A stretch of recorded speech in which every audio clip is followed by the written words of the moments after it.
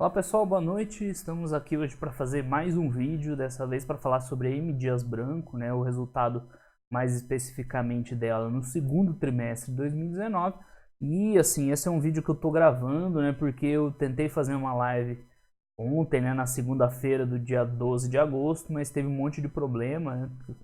Até peço desculpas para quem tentou acompanhar a internet, não sei se era internet, se era o servidor do YouTube, mas enfim, não ficou muito bom, ficou caindo, demorou, até que deu certo, até caiu de novo, o som tava ruim, então resolvi regravar o vídeo, né, para vocês ficarem com um vídeo de boa qualidade, né. Eu comecei a tirar o foco do que eu tava falando para prestar atenção, ver se estava bom ou não a transmissão, né, e não o conteúdo, enfim, então ficou bem ruim, por isso que eu resolvi regravar, né, fazer um vídeo melhor qualidade para vocês aí sobre a M. Dias Branco, tá certo? Antes de começar, só o recado de sempre, e esses vídeos são totalmente educacionais, né? A gente está aqui para discutir e debater os resultados, né?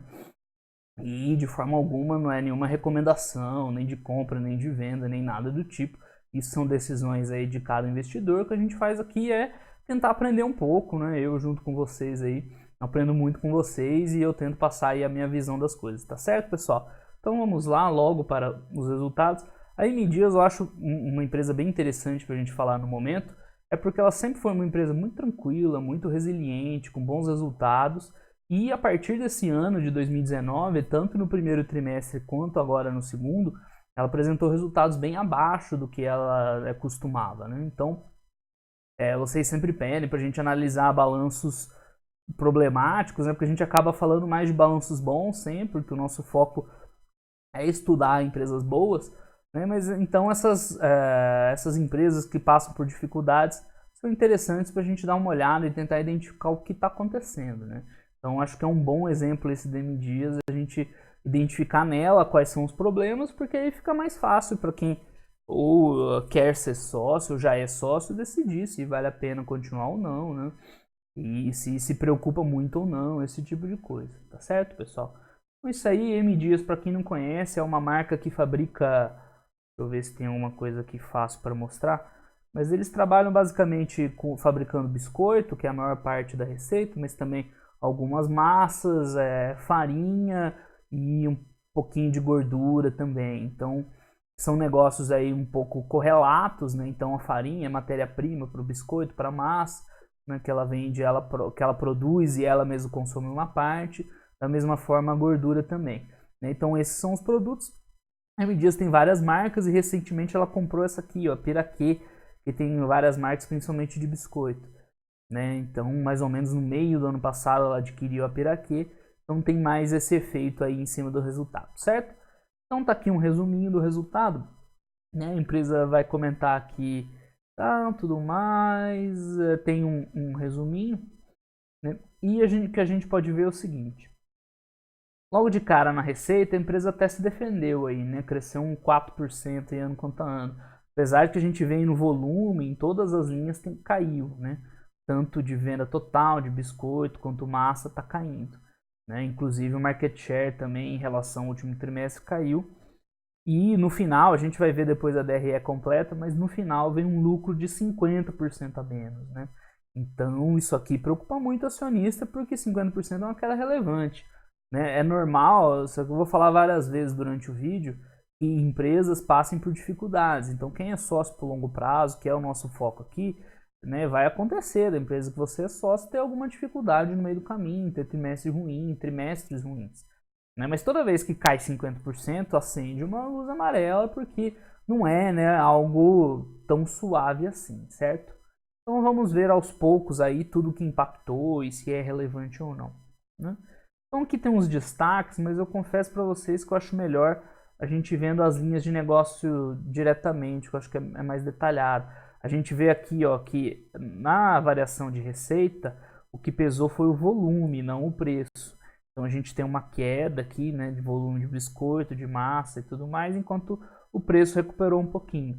Então o problema dela é de volume, né? Ela não está vendendo tanto quanto vendia antes. Essa comparação aqui eu acho que é uma comparação que não é justa. Comparar o segundo trimestre agora com o primeiro. Porque a M. Dias ela tem uma sazonalidade no negócio dela. eu mostrar nesse gráfico aqui, ó, que tem o volume total vendido dela, vocês vão ver que por mais que esse ano aqui, ó, teve um comportamento meio atípico, mas que janeiro, assim, ó, sempre é um mês que vende menos, janeiro, fevereiro, né? Aqui, ó, de novo, janeiro, fevereiro, e esse ano de novo, né, janeiro, fevereiro. Ou seja, a gente vê um comportamento sazonal e em janeiro, principalmente, ou seja, vai refletir no primeiro trimestre, um resultado mais fraco. Isso é do negócio dela. Então a gente comparar o segundo com o primeiro não é justo, porque ele vai mostrar uma melhora que está relacionado com esse efeito sazonal e não com uma melhora da companhia propriamente dita. Então, ao longo desse balanço que a gente vai olhar, né, toda vez que a empresa estiver comparando o segundo com o primeiro, eu vou pular porque não faz muito sentido, né? Então isso eu achei uma coisa que não é muito transparente da empresa, né, botar uma comparação, né? Olha só como é que foram as vendas aqui, né? Janeiro, fevereiro, março, agora bem mais estável, né? Abril, maio, junho, por mais que esteja caindo um pouquinho, né, levemente, mas muito melhor que aqui. Só que isso a gente viu em todos os anos, né?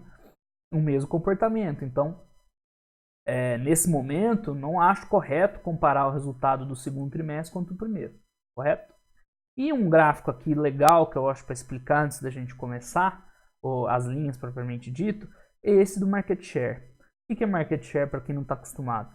É o quanto do mercado, qual é a fatia que a empresa tem no mercado, ou seja, em biscoitos, né? Então, aqui tem uns detalhes, né? Quem faz é a Nielsen e tudo mais, mas basicamente, né, a grosso modo, do total de biscoito vendido, quantos são da M Dias? Né? A gente vê que gira em torno desses 30%. De massas, a mesma coisa. Então, qual é o resultado do market share? A gente vê que até o primeiro trimestre estava vindo sempre crescente. Isso é muito importante para uma empresa, né, que quando ela aumenta a participação dela no mercado, é um resultado bom. E a gente vê claramente aqui que do primeiro para o segundo trimestre houve uma queda no market share, certo? Então a situação piorou, ela tem uma fatia menor do mercado, tanto em massas quanto em biscoito. E o que eu não gostei desse balanço foi que a empresa primeiro saiu comparando o segundo trimestre com o ano passado, com o de 2018. Só que vocês concordam comigo que o market share não é correto eu comparar esse com esse, porque aconteceu tudo isso aqui no meio, né? Market share não é comparar ano a ano, é trimestre a trimestre. A gente vê que ele vinha numa trajetória de alta e caiu. A mesma coisa aqui, subiu forte, ficou mais ou menos, caiu. Então, a empresa está perdendo fatia do mercado, isso é claro. Você observa aqui, eles deram uma certa disfarçada aqui, né? Além disso, eles explicaram que o market share do segundo trimestre reflete, né, aqui, ó, essencialmente os volumes vendidos no primeiro, ou seja, eles estão dizendo que essa queda aqui foi porque o primeiro trimestre foi ruim, né? Então, de fato, foi ruim, não tem por que a gente esconder essa informação, ok? Mas vamos lá aqui, ó, pular essa parte e vamos direto para onde eles destacam em detalhes, né, todas as linhas. Então a gente começa direto no market share, né, que eu já estava falando. Então aqui a gente tem o market share de biscoito, a gente vê que a empresa ainda é o maior, né, produtor, vendedor aí de biscoitos no Brasil, né, mesmo com essa quedinha pequena, pontual, mas ela ainda é maior, né, bem maior que os grandes concorrentes, né, e que o resto do mercado. Então isso é uma característica boa, significa que ela tem uma participação de mercado bem relevante. Em relação às massas, a mesma coisa, né, praticamente igual. Ela tem uma liderança muito grande aí do segundo colocado, dos próximos e do resto do mercado, o que é muito bom. Claro que assim, né, não é legal você ver caindo aqui, né, mas ainda está num patamar bom. Tem que observar a tendência desse movimento aqui, ver se a empresa vai, né, perder mais ainda, né, se ela vai ter essa liderança dela aqui ameaçada, alguma coisa assim, mas continua muito bom. Em relação a vendas, canal de vendas, que é o próximo item, a gente vê que ela tem uma venda bem equilibrada, né, vende no varejo aqui 28%, no tacado 23%, em redes regionais aí 20%, cash and carry é tipo aqueles atacarejos lá, atacadão da vida é 20%, mais em distribuidores e tudo mais. Então são canais de venda bem equilibrados, né? A gente vê que a variação aqui é pequena entre os trimestres. E aqui tem a concentração dela em clientes, né? Uma coisa interessante é que ela tem um cliente que responde por 10% da receita da M Dias, né? Um fato, né, diferente. que por um lado você pode achar ruim, né, que se ela perder esse cliente, ela vai perder 10% da receita, é um risco, mas por outro lado é bom você ter como cliente alguém que demanda um volume que é 10% da tua receita, né? Então não é ruim ou bom isso aqui, é só uma característica de como se distribui aí ela entre os clientes. Ela tem muitos clientes, né, porque ela tem bem mais de 900, né, porque aqui ainda tem mais de 20 milhões que ela pulveriza, então isso é bom. Né, mas a gente sabe que tem um cliente aí demanda, né, que consome 10% da receita dela. Tá até diminuindo, né, porque aqui era... não, aqui é no semestre. Se fosse no ano anterior. Bom, nos destaques operacionais, a gente vê uma consequência dessa piora de resultados. É isso aqui, ó, nível de utilização da capacidade. Então, como a empresa não consegue vender lá na ponta, ela não produz na fábrica, né? Porque senão ela ia acumular estoque de um produto e, como o produto dela é comida, né, ele tem uma data de vencimento. Então, o que eles fazem? Eles reduzem a produção. Então, a gente vê que, acho que para todas as linhas, umas mais, outras menos, né? A empresa está produzindo menos, tirando gordura e margarina, essa continua normal a produção. Mas as outras, e principalmente biscoito, que é a que ela mais vende, tem uma queda da capacidade instalada, da utilização da capacidade instalada na M Dias. Por quê? Porque ela não está conseguindo vender, né? E isso acarreta numa pressão em cima da margem bruta dela, porque o que acontece? Ela tem uma capacidade fabril lá, tem a fábrica, funciona com os funcionários.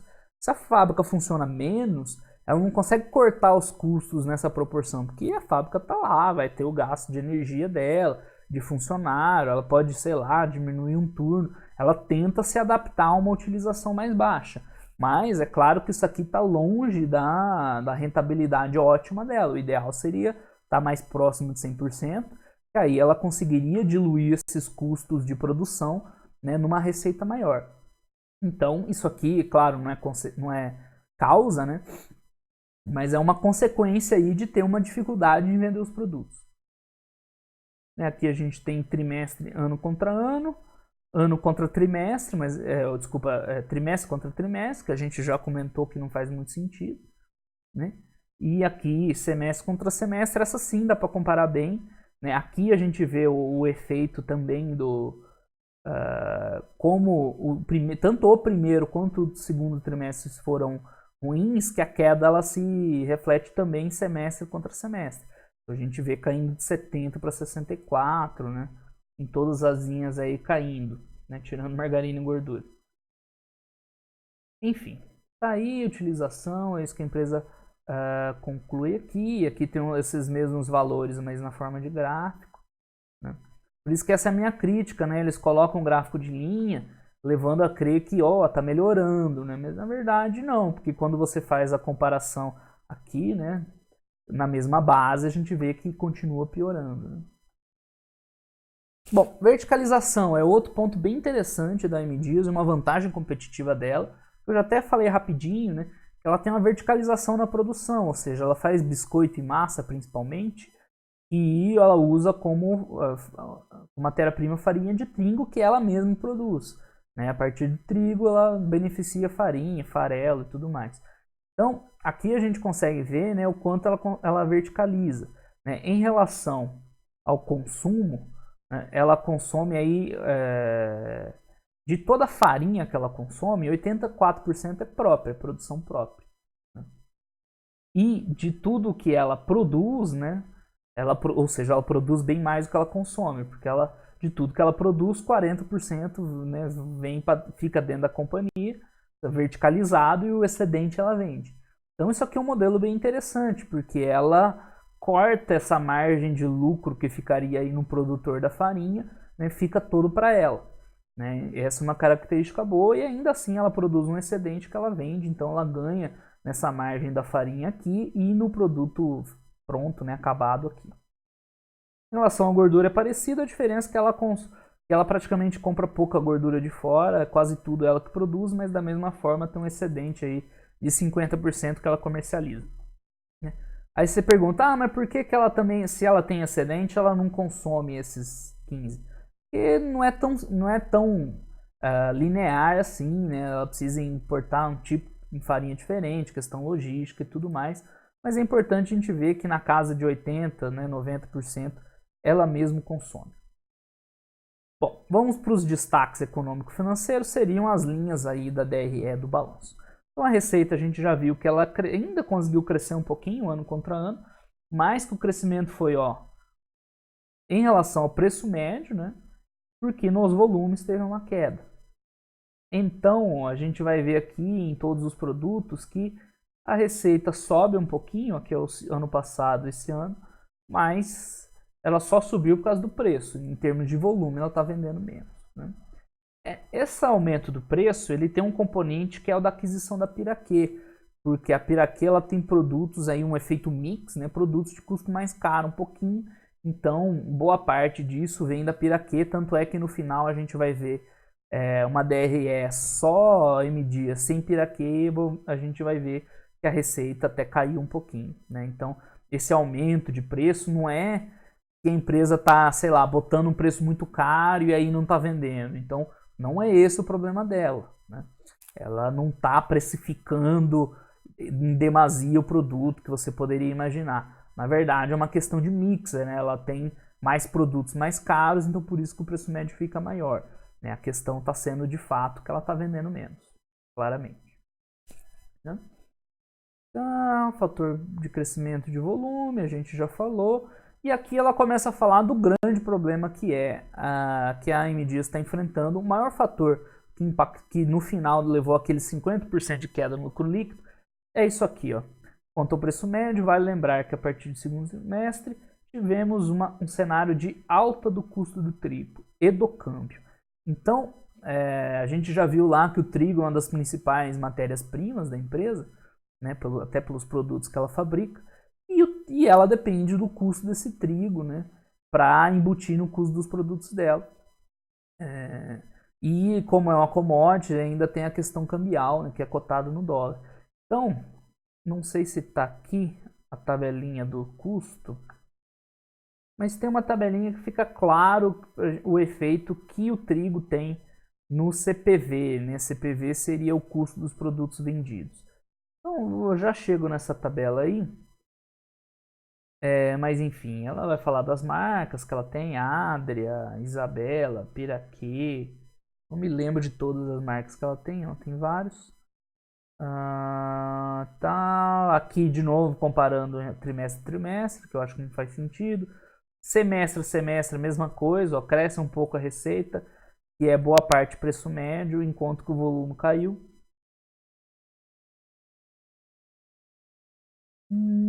Tá. Esse gráfico aqui é interessante, né? Não chegou onde eu queria, mas é legal a gente ver que tem a composição da receita líquida da empresa. Como eu tinha comentado, metade vem de biscoito. Então, biscoito é o principal contribuidor aí da receita da M Dias. Em segundo lugar, a gente tem massas com 20%, ainda relevante. Aí farinha e farelo, 16%.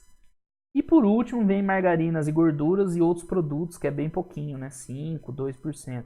Então a gente vê que a boa parte é biscoito, né? Se for levar biscoito em massa, dá 75% dos produtos dela. Vou só chegar onde eu queria, ó, é aqui com vocês, os custos, que é o grande problema. Então aqui ela quebra todas as matérias-primas, né? Na verdade todos os custos, matéria-prima, embalagem, mão de obra, e a gente vai identificar o vilão, né? Que está aqui, ó, logo o primeiro, trigo. Opa, não selecionou. Enfim, não estou conseguindo selecionar aqui, mas ó, é o trigo, que corresponde a 28%, né, da receita líquida.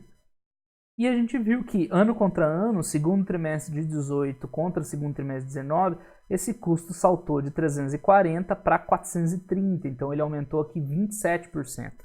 Então nessa tabela fica claro que o trigo é o grande vilão, porque o resto, ó, o óleo caiu um pouquinho, aqui subiu 10, aqui até... Na verdade é farinha de terceiros, né? Aquela farinha que ela compra e também está relacionado com o preço do trigo.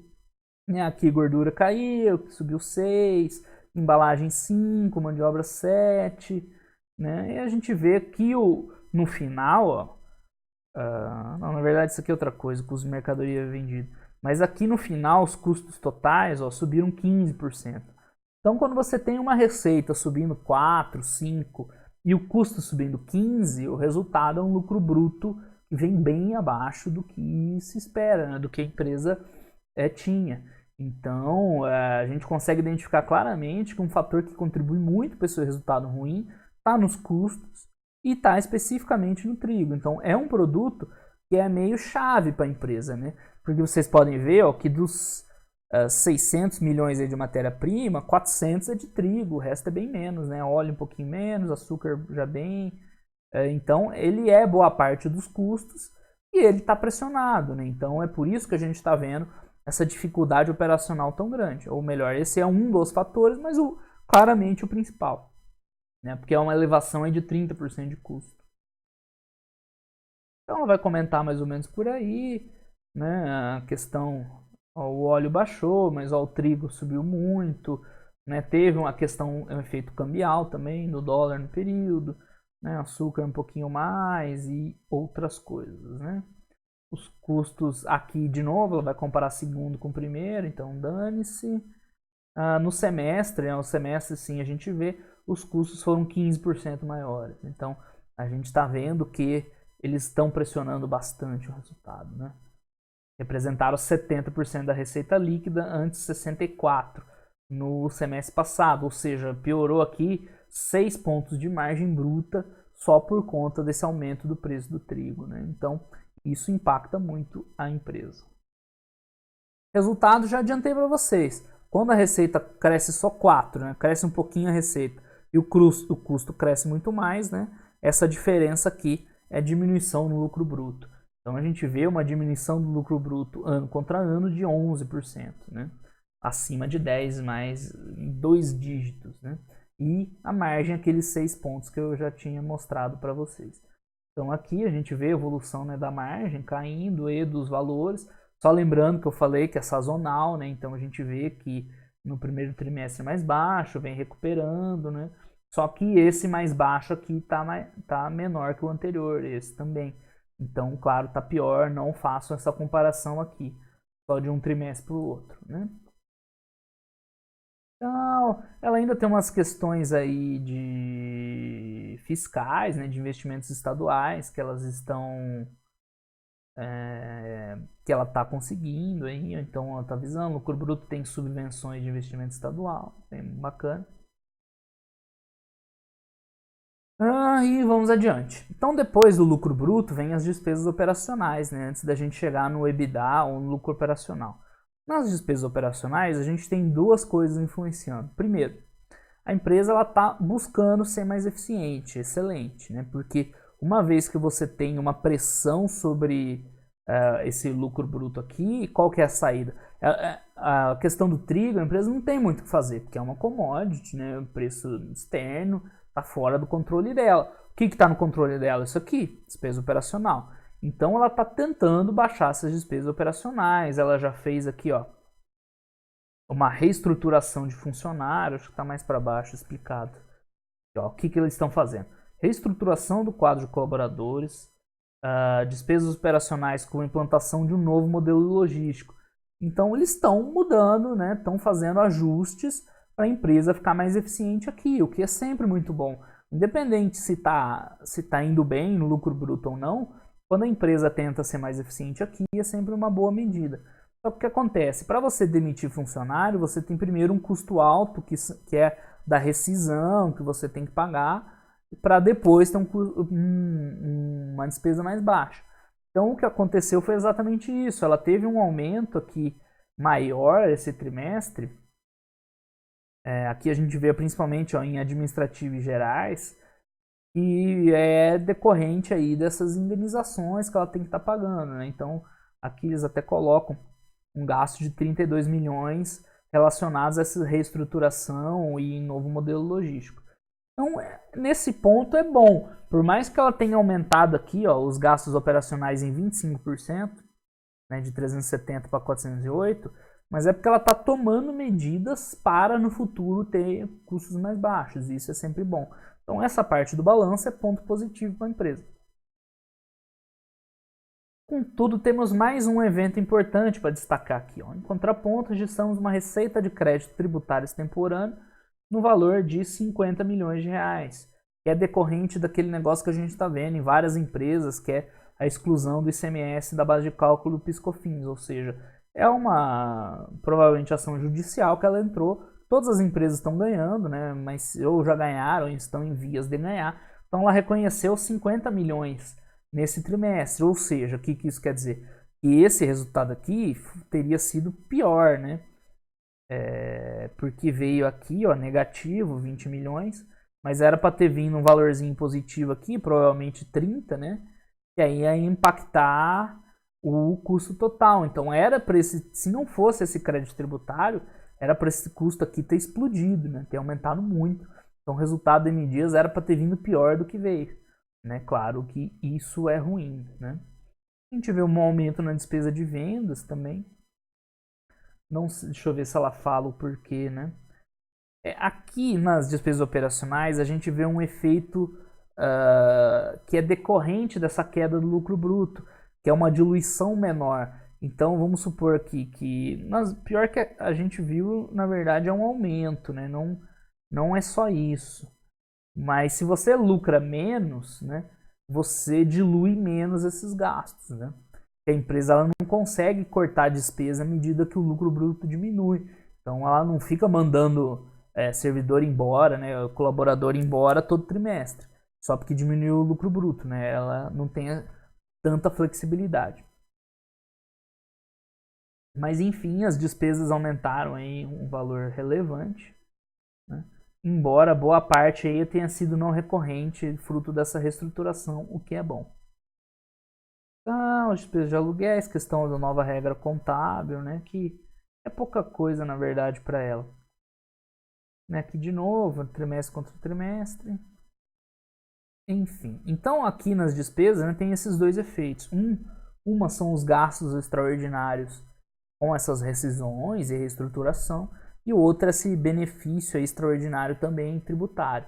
Mas mesmo assim vem um resultado meio ruim, né? A gente vê que as vendas aumentou bastante.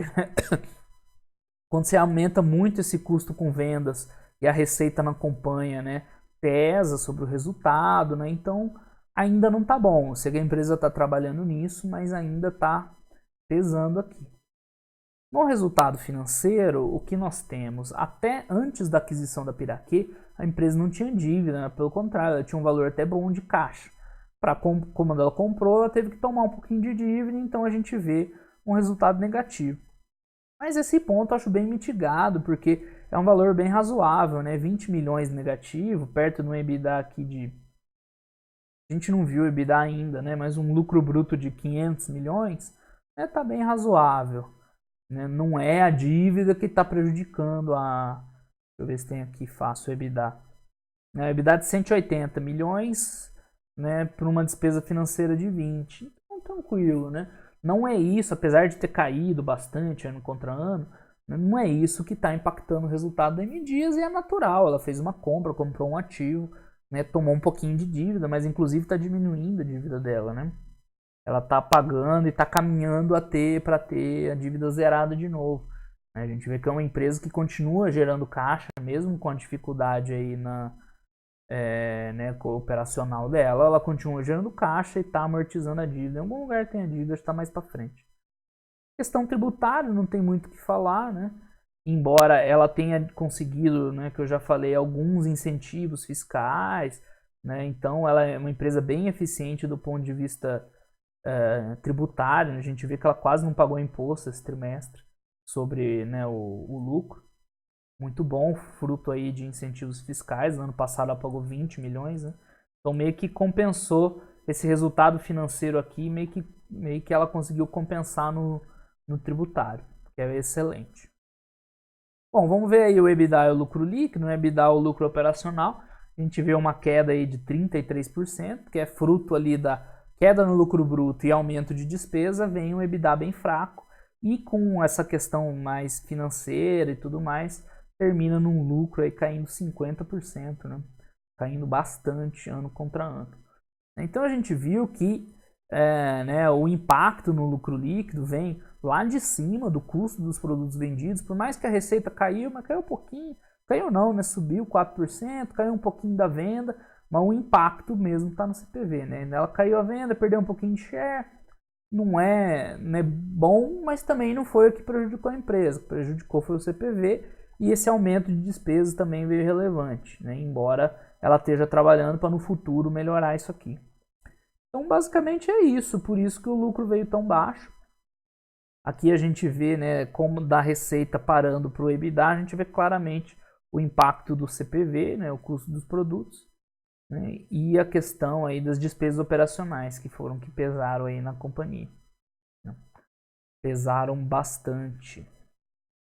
Aqui a gente vê a evolução do EBITDA, EBITDA, seja lá como queiram, e a margem, né, a gente vê que a margem apertou muito, né. Aqui lucro líquido e margem líquida. Tá aí 4, 6%, quanto o normal da empresa na casa de 15%, né? Então impactou bastante. E no EBITDA a mesma coisa, né? Também impacto forte.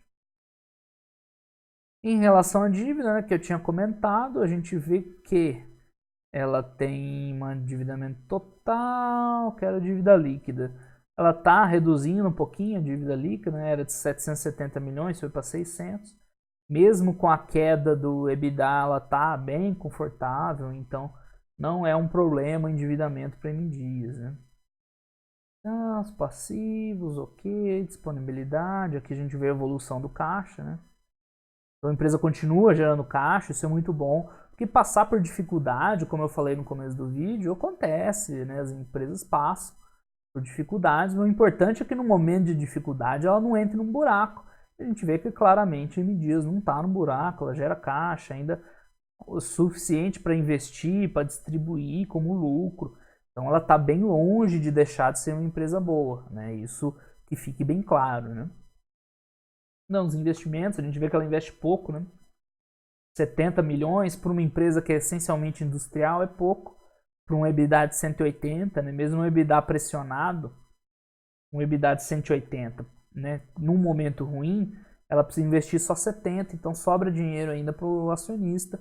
Por isso que eu falei que ela continua rentável, né? Ela não é uma empresa que deixou de ser rentável.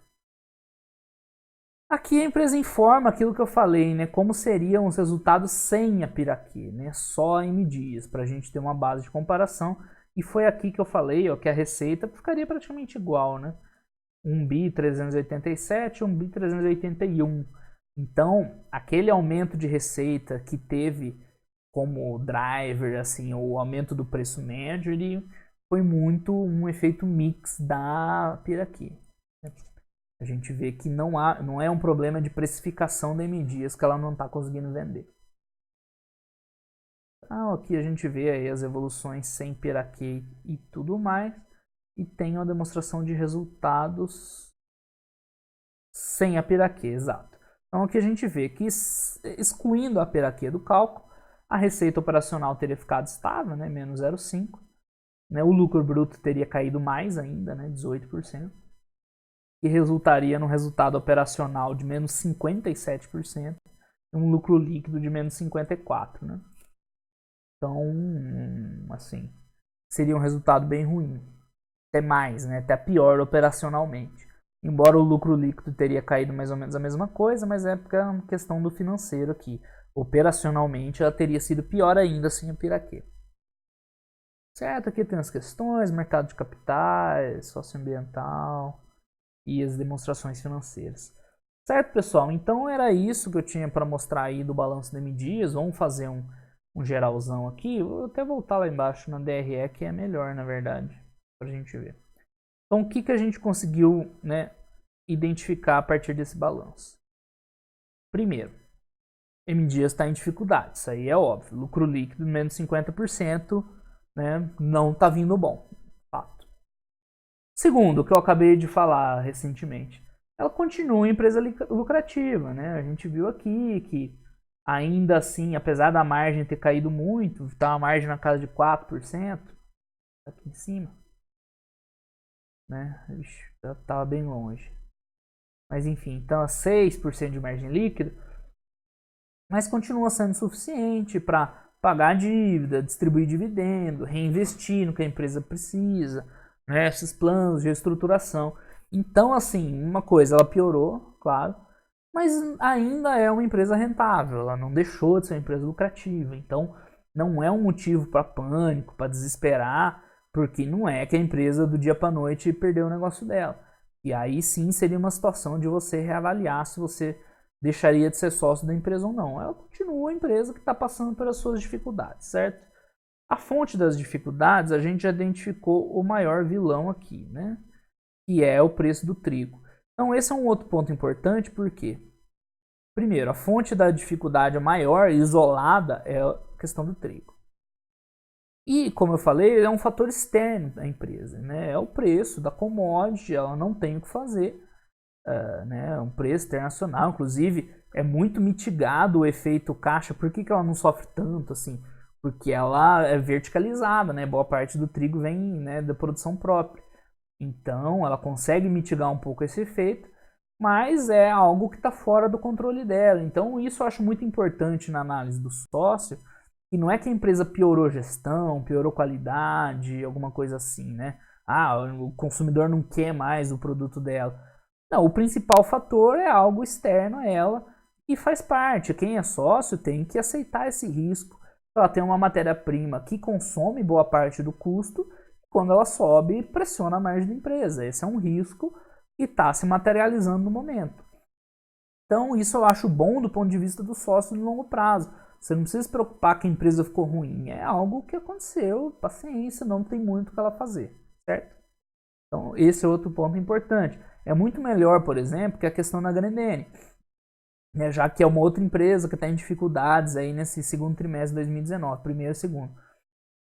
Mas a Grendene, ela não está tendo pressão de custo, de matéria-prima. O problema da Grendene é puro de vendas, não está vendendo mais.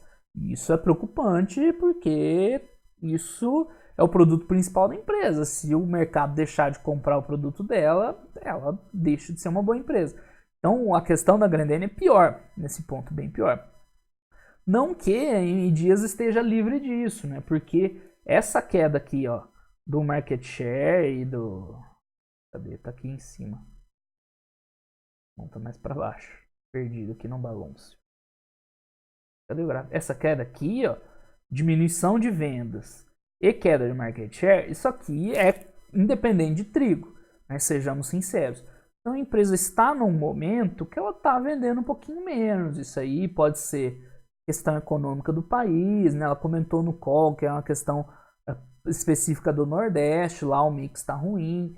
Então, assim, ela está num momento de dificuldade de venda, a parte da questão do CPV do trigo. O CPV impacta mais, mas ela também está vendendo um pouquinho menos, não está no melhor momento de vendas dela, tanto é que ela está perdendo market share aí, né, tanto em massa quanto em biscoito aí no país, certo? Então esse é o terceiro ponto, né, que mesmo que o segundo ponto seja que ela piorou muito por conta de um fator externo, mas tem uma parcelinha de culpa dela também no negócio, certo? Mas só isso aqui, né, deixando bem claro, não seria suficiente para, né, impactar muito a empresa, né, para ela perder rentabilidade como ela perdeu. Mas como as duas se somam, né, o resultado é pesado.